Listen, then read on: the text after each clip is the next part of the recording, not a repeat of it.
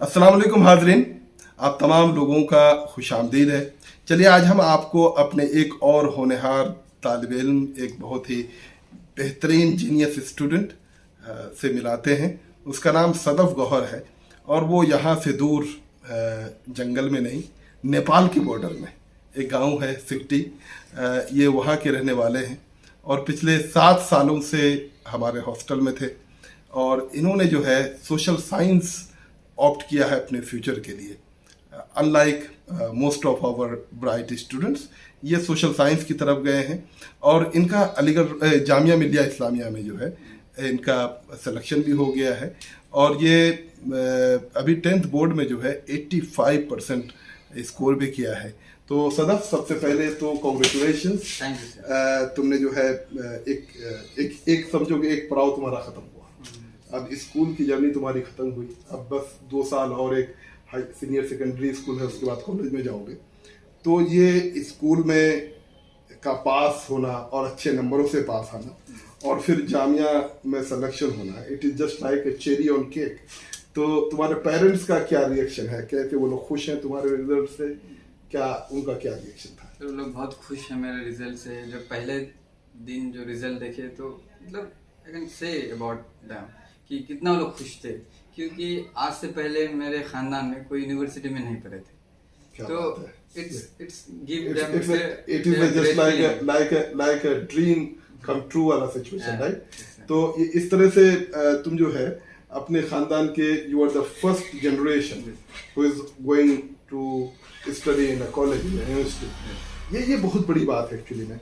यही एक्चुअली में हमारे जो बच्चे हैं वो यूनिवर्सिटीज में जाके पहुंच ही नहीं पाते, तो जिसकी वजह से जो है उनके घर में या उनकी सोसाइटी में बहुत बड़ा चेंज नहीं आता है। तो चलो इस यहाँ तक पहुँचने में तुमको क्या लगता है, किन लोगों का रोल है तुम्हारे पीछे में, जो तुम जो है एक ऐसे गांव से जहाँ पे बहुत ही कम लोग पढ़ने जाते हैं, वहाँ से निकल करके अब तुम एक यूनिवर्सिटी का सफ़र शुरू कर रहे हो। किन लोगों के, तुम्हारे वालिदैन का क्या सपोर्ट रहा इसमें, तुम्हारे स्कूल का क्या सपोर्ट रहा, किन लोगों का सपोर्ट रहा अब तक? सबसे पहले तो मम्मी पापा जो हैं, उसके बिना तो कुछ हो ही नहीं सकता। सही। लेकिन हमारे टीचर्स जो हैं, तुम अपने मामू का नाम भूल रहे हो, फकीका? हाँ, उनका भी है। तो उन्होंने तो बहुत बड़ा रोल किया है। जी जी। सही। मेरे मामा हैं, उसके बाद मेरे पापा हैं, मेरे अम्मी हैं। अम्मी का बहुत बड़ा रोल है पढ़ाने में। सही। बहुत ही ज्यादा रोल है उनका। आजकल अम्मियों का ही ज्यादा रोल रहता है पढ़ाने में। जी जी जी। सही। ये तो वो लोग जो है, लोग प्रेशर है कि नहीं पढ़ाना है, सही, कुछ बनाना है, कुछ लेकिन उन लोगों को पता नहीं है कि उन लोगों को क्या बनाना है। हाँ, ये सारी चीजें जो है अब तक पता नहीं है उन लोगों को, पर ये पता है कि कुछ बड़ा करने के लिए पढ़ाना है। सही। और हालात जो भी हो घर का, पढ़ाई इन लोग की पढ़ाई जो है नहीं होनी चाहिए और किसी कीमत में इन लोग पढ़ाई छूटनी नहीं चाहिए। सही। और मैं समझता हूँ शायद education is a tool that can change the world. तो शायद अपनी जिंदगी तुम देख पा रहे हो ये अपने गांव से रिलेट करके कि तुम अपने आप को एजुकेट करके किस तरह अपने गांव से मुख्तलिफ हो रहे हो, या अपने हम असर लोगों से जो है तुम किस तरह से अपने आप को बदल पा रहे हो। क्या तुम ये महसूस कर पा रहे हो क्या? हाँ, एक चीज आपको मैं बता दूं कि ये चेंज का सफर जो है 7 साल पहले से स्टार्ट हुआ, जब मैं स्कूल में आया था। और मैं जब घर में जाता हूँ, गांव में जाता हूँ, आई फील लाइक कि I am an alien. Just कि वो लोग जो है खाते वक्त मुंह से आवाज करते हैं, चलते जब हैं तो वो आवाज निकालते हैं। लेकिन जब हम स्कूल में जब आए थे, इन सारी चीजों को सीखने के बाद हम उन सारी चीजों को और नहीं करते हैं, और ऐसा फील होता है कि मैं उन लोग से ऐसे तो ये बहुत छोटी सी बात है कि खाना खाते वक्त जो है मुंह से चपर चपर की आवाज नहीं निकलनी चाहिए। लेकिन मैंने ये महसूस किया है कि ये पूरी जो सुरजापुरी तहजीब है, इसमें ज्यादातर लोगों के यहाँ पे ये चीजें जो है हम लोग अपने बच्चों को नहीं सिखाते। क्या ये बात सही है? तुमको लगता है? बिल्कुल सही है सर। ये शायद वो लोग जानते ही नहीं है, तो कहाँ से बच्चों को सिखाएंगे? अच्छा। तो ये कारण है कि लोग इल्म की कमी है। लोगों को पता ही नहीं कि जब खाना खाते हैं तो हमें मुंह से आवाज नहीं निकालनी चाहिए, किस तरह से खाना चाहिए, कैसे खाना चाहिए, ये हम लोग नहीं बता पाते अपने बच्चों को। तो ये मतलब कि एक तरह का एक सोशल चेंज तुमने अपने अंदर महसूस किया, राइट, एजुकेशन की वजह से। और क्या तब्दीली तुम देख पा रहे हो? तब्दीली एक मेंटेलिटी जो है उसमें बहुत बड़ा तब्दीली। इंसान तो कहीं ना कहीं से बुक को पढ़ ही लेगा, मगर एक मेंटेलिटी कि हम समाज को किस तरह रखते हैं, अपने एनवायरनमेंट को किस तरह रखते हैं, वो सारे चेंजेस जो है वो बता दीजिए। फिलहाल आपको एक बात बताता हूँ कि जैसे क्लास में पढ़ाया हम लोग को, तो सिर्फ बुक से नहीं है। उन लोग बोल रहे हैं, जैसे जुल्फकार सर हैं, वो बोलते हैं कि जब तुम इनसे पॉलिटिकल साइंस है, पॉलिटिकल साइंस से आप रिलेट करें, जैसे न्यूज में हो रहा है, जैसे हम लोग राइट्स हैं, तो हम लोग कौन से राइट जो है वो ये हो रहा है, वायलेट हो रहा है, और उससे हम पता कर पाते हैं कि कनेक्ट कर पाते हैं बुक को और समाज को, दोनों को कनेक्ट कर पाते हैं। तो ये सारी चीजें जो है ये मेरे अंदर तब्दीली मैंने अब तक देखा 7 साल में। नहीं, मैं तो तुम्हारे अंदर तब्दीली ये देख रहा हूँ कि मुझको देख के जो है क्लास में मतलब कि एक बार में मुर्गा बन जाते थे, और तुम इतना कॉन्फिडेंटली मेरे साथ बात कर रहे हो। It's really a matter of pride for me as a teacher that I am interviewing my own student. अच्छी बात बताओ, अब जो है हॉस्टल की जो लाइफ थी तुम्हारी, you were very active in social activities. तुम जो है हाजिर, मैं आपको बता दूं, ये हमारे शैतान आजम भी हैं। हमने एक ड्रामा लिखा था, मुझे याद है, क्या नाम था ड्रामा का? The cabinet of Iblis. Cabinet of Iblis के ये शैतान आजम का रोल, बहुत अच्छा रोल अदा किया है, आपको दिखाते हैं।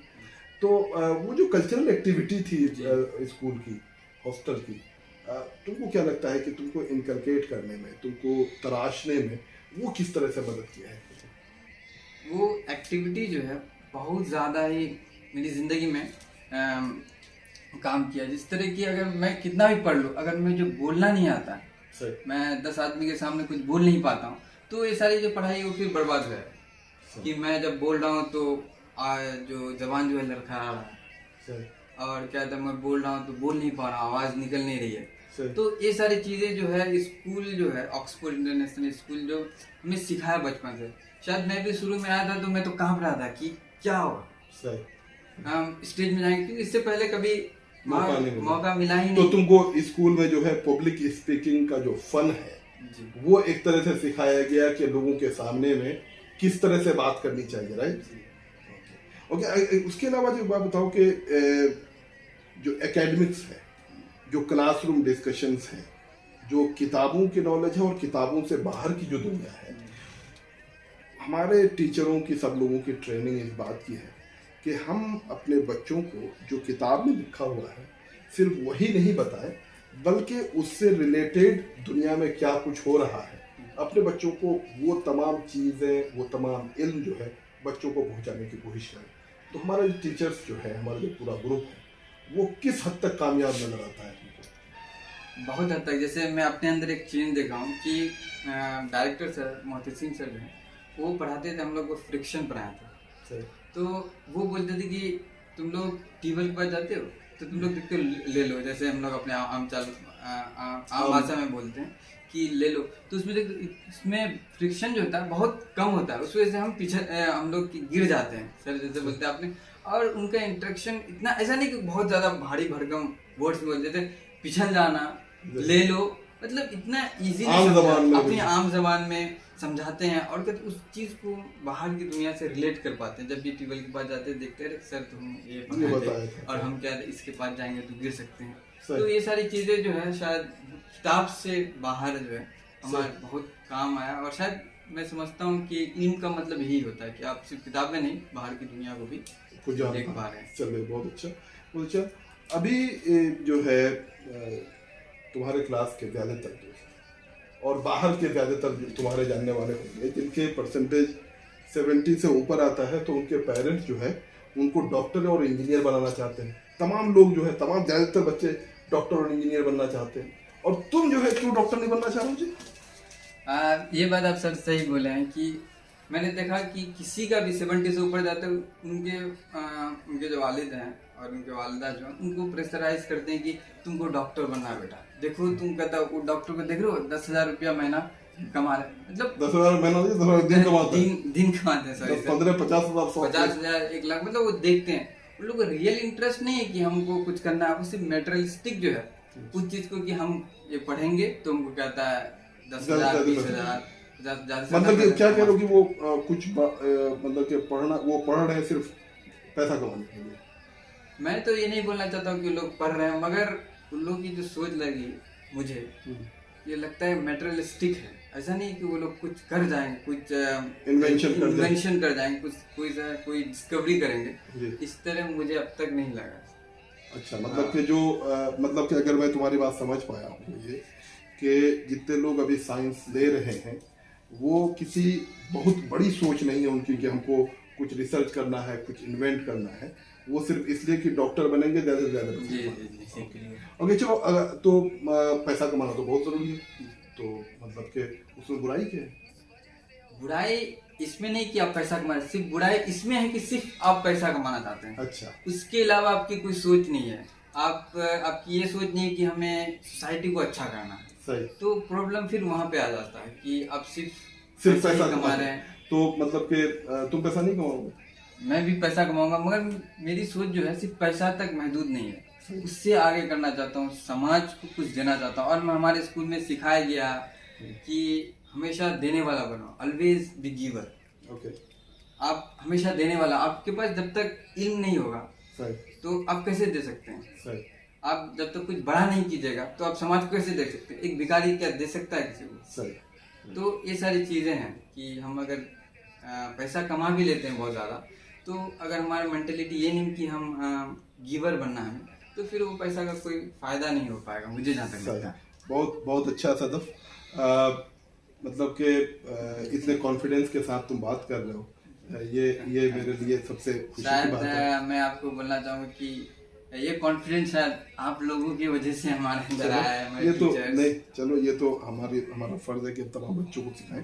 मैं एक चीज़ जानना चाह रहा हूँ यहाँ पे कि अभी जो तुम्हारे जूनियर्स हैं या तुम्हारे गांव के जो लोग हैं, और तुम एक बात कह रहे हो कि हम सोशल साइंस इसलिए लिया है हमने क्योंकि हम सोसाइटी में कुछ चेंज ला सकें, तो तुम जो है अपने गांव में कौन सी बुराई तुम देख रहे हो सोसाइटी में, जिन बुराई को तुम समझ रहे हो कि उसको समझना ज़रूरी है, उसको उस बुराई या उस खराबी के बारे में जानना ज़रूरी है, और उसको किस तरह से ख़त्म किया जाना चाहिए, उस पर एक पॉलिसी बनाना ज़रूरी है। मतलब कि not for the your village, rather it is for the nation.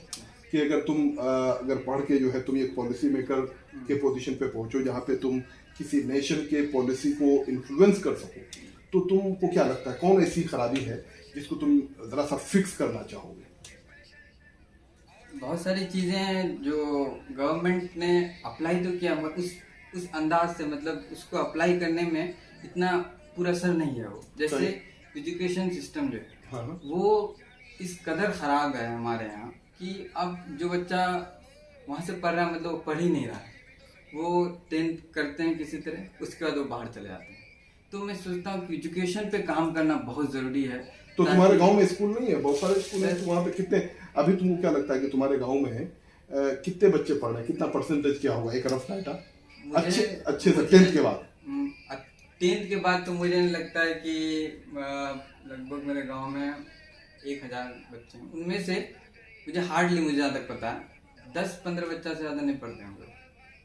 10-15 बच्चा से मतलब कि तुम मतलब कि कितने लोगों को जानते हो कि तुम्हारे गांव से यूनिवर्सिटी पहुंचे?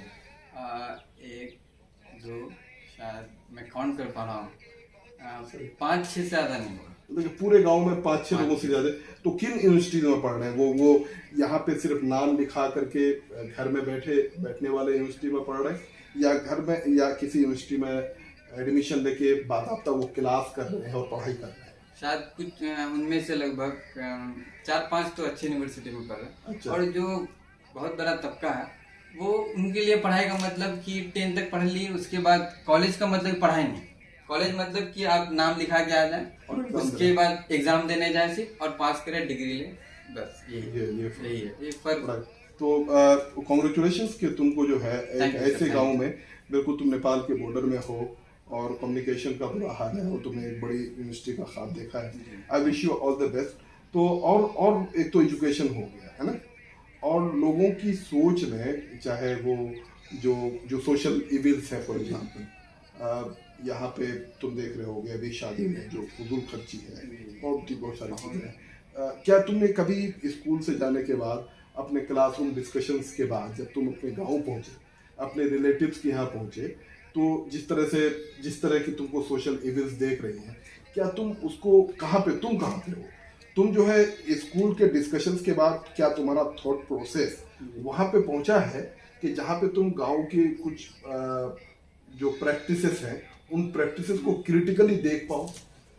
एक बहुत बड़ा प्रॉब्लम जो है गांव का वो है दहेज, डाउरी सिस्टम। एक हमारे गांव के बगल हमारे घर के बगल में एक है, they can hardly have 2 meals in a day. उन लोग की बेटी की जब शादी होती है तो वो लोग भी इतने मजबूर हैं सोसाइटी का प्रेशर की, वो लोग गाड़ी देते हैं 1 लाख से ज़्यादा या 90,000।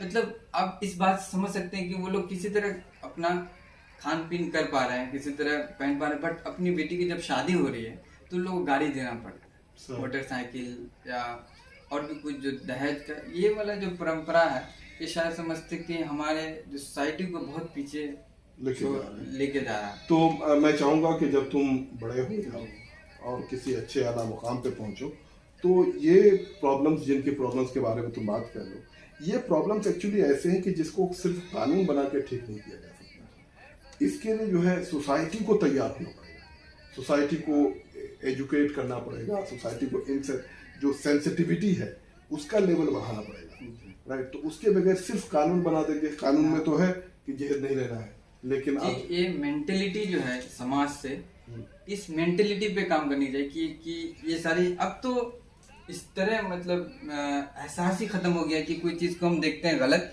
तो हम गलत भी कह नहीं पाते।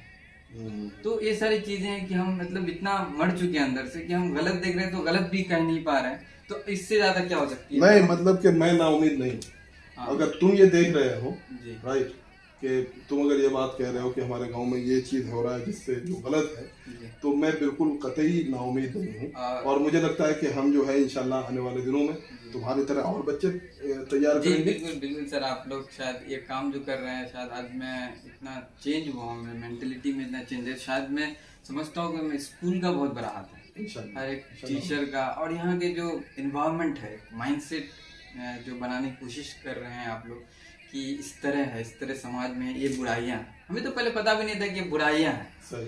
तो ये सारी चीजें जो है शायद हमारे आगे वाली जिंदगी बहुत हेल्पफुल है। देखिए, मैं एक बात बता दूं, स्कूल का काम जो है, जाहिर सी बात है, स्कूल तो तमाम बुराइयों से अकेले नहीं लड़ सकता। स्कूल क्या है कि बच्चों को बस उसका काम क्या है कि पढ़ने के लिए शौक पैदा कर देना। मैं तो ये समझता हूँ कि टीचर बच्चों को पढ़ाने के लिए नहीं होता है, बल्कि टीचर जो है ना बच्चों को पढ़ना सिखाने के लिए होता है कि देखिए आपको ऐसे पढ़ना है, पढ़ना तो आपको है। जी। उसी तरह से सोसाइटी जो है स्कूल चेंज नहीं कर सकता है। स्कूल क्या कर सकता है? उसी सोसाइटी के बच्चों को बस सेंसिटाइज कर सकता है कि आपकी सोसाइटी में ये खराबी है, you just understand it and you try to eradicate it. ये बहुत जरूरी है कि आप जो है बच्चों के बारे में, इन परेशानियों के बारे में सेंसिटिव।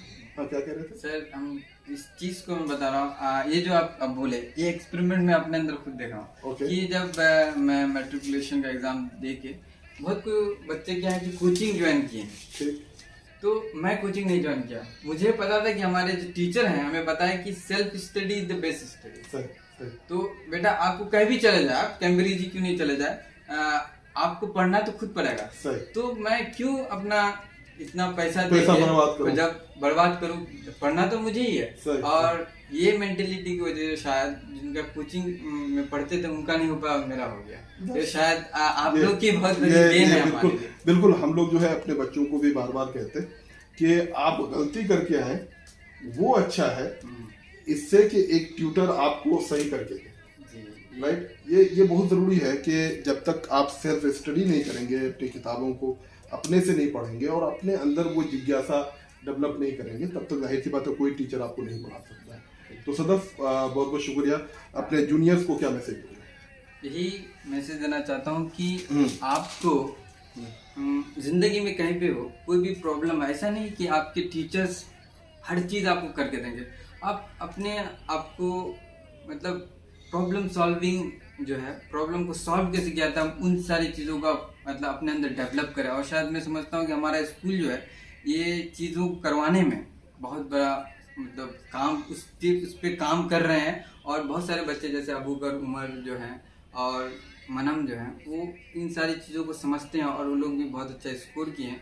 और उन लोगों को मेंटेलिटी देख के लगता है कि वो लोग सिर्फ आईआईटी बनने के लिए नहीं गए, आईआईटी में जाने के लिए नहीं गए, वो लोग गए हैं कि इन सारी चीज़ों को बन के समाज को बहुत अच्छा करना है। चलिए बहुत अच्छा। तो हम उम्मीद करते हैं कि हमारे ये बच्चे जो यहाँ से पढ़ के साइंस स्ट्रीम में या आर्ट्स में जा रहे हैं और जिस उमंग और जिस जोश से जा रहे हैं कि हम लोग पढ़ के सिर्फ जो है अपने ब्रेड एंड बटर कमाने के लिए कुछ नहीं बनेंगे, बल्कि अपनी सोसाइटी को कंट्रीब्यूट करेंगे, अपनी सोसाइटी। और सबसे बड़ी बात, ये बच्चे जब आज मुझे बड़ी खुशी हुई जब इन्होंने एक बात दोहराई कि हमको जो है देने वाला हाथ बनना है, हमको लेने वाला हाथ नहीं बनना है। जब आप देने वाला हाथ बनते हैं अपनी सोसाइटी को, अपने इलाके के लोगों को, आप अपने कंट्री के लोगों को जब आप कुछ देते हैं अपनी सलाहियत की बुनियाद पर, अपनी तालीम की बुनियाद पर, तो फिर आपकी इज्जत होती है, आपकी इज्जत होती है, आपके ख़ानदान की इज्जत होती है और उनकी भी इज्जत होती है आप जिस कम्युनिटी से आते हैं। तो हमारी यही ख्वाहिश है कि हमारे बच्चे जितने भी स्कूल से जाएं, न सिर्फ वो ये कि अपनी ज़िंदगी में कामयाब हों, एक अच्छी ज़िंदगी गुजारें, बल्कि वो अपनी पूरी कम्युनिटी को और अपने पूरे कंट्री को सर्व करने वाला बने। मैं बहुत ही नेक ख्वाहिशात के साथ थैंक यू सर। अल्लाह तुमको कामयाब करे। चलो थैंक यू। चलो, बहुत बहुत मुबारक।